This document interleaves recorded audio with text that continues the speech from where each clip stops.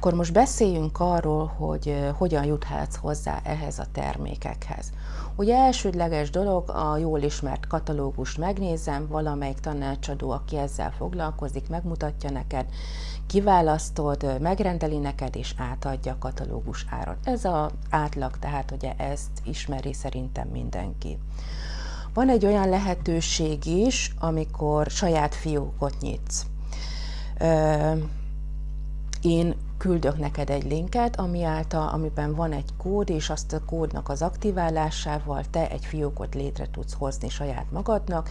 Így ebbe a fiókba, ebbe a Mihis fiókba lehetőséged van az összes terméknek teljes mértékű leírását olvasni, a jellemzőit, a használatát, az összetevőit, tehát és most bejött ugye legújabb szolgáltatása ennek az egész oldalnak, hogy van egy mesterséges intelligencia, ami segíthet még pluszban neked, hogyha oda beírod, hogy mire lenne szükséged, akkor ő is tud ebben segíteni. Tehát ez egy nagyon nagy segítség azoknak, akik csak így böngészkednek, de nem tudják, hogy merre, és vagy nincs, aki segítsen nekik, vagy maguk szeretnék ezt így megoldani, de természetesen én is, és a kolléganőim is bármikor nagyon szívesen rendelkezésedre állunk, és próbálunk segíteni, hogyha bármilyen kérdésed lenne a termékekkel kapcsolatban.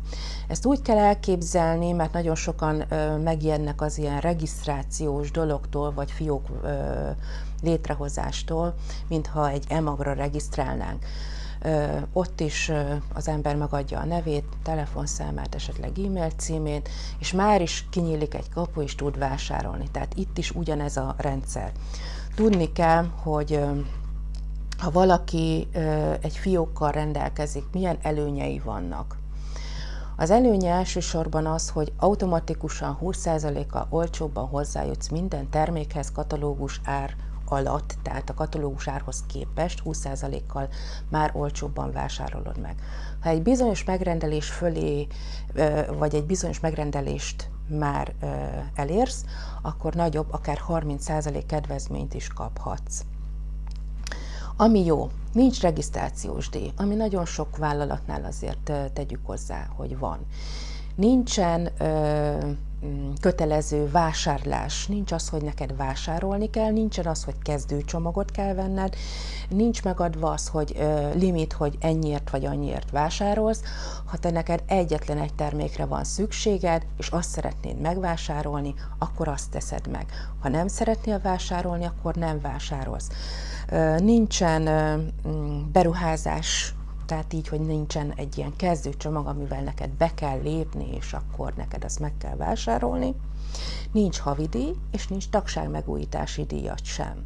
Ugyanúgy, mint bármelyik webáruházba, hogyha nézzük egy általános webáruházakat, amit használunk most már egyre inkább az internet felületein. Amit ugye tudni kell, hogy minőségi anyagokból készült termékeket használsz, nem veszel el a hiper-szupermarketekben lévő rettentő nagy kínálatból, amiben azt se tudod, hogy mi van, és ugye nem mindegy az, hogy mennyiért jutsz hozzá ezekhez a termékekhez. Nincs kockázatod. Miért mondom ezt, hogy nincs kockázatod? Azért, mert nem kérnek előre fizetést. Ami azt jelenti, hogy te megrendeled a csomagodat, és te kérheted utánvételesen.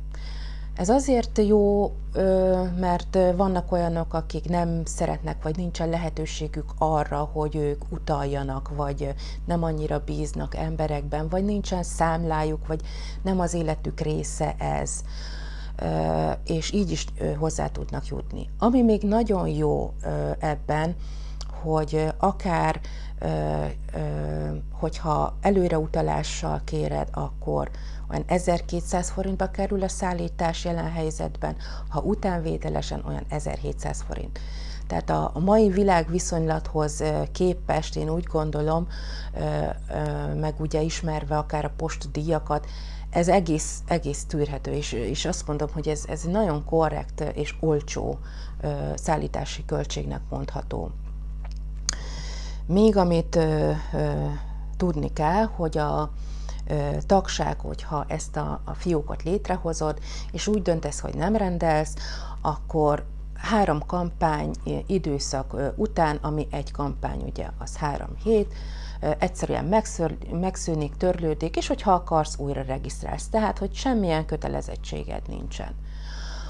Hogyha már adtál le rendelést és onnantól számítva 10 hónap eltelik, akkor töröl a rendszer. Tehát addig van ebben a rendszerben lehetőséged vásárolni. Ha töröltél, másnap már újra töröltek, akkor másnap újra regisztrálhatsz. És azt mondom, hogy ez azért jó, mert nincsenek olyan emberek a rendszerben, akik üresen vannak. És nyitottak arra, hogy bármikor újra kezdheti az ember, vagy éppen most kell valami, és akkor lehet, hogy csak fél év múlva szeretné, akkor újra tudsz regisztrálni. Tehát, hogy nincsenek kockázatok, nincsenek olyan helyzetek, amik kockázatosak lennének.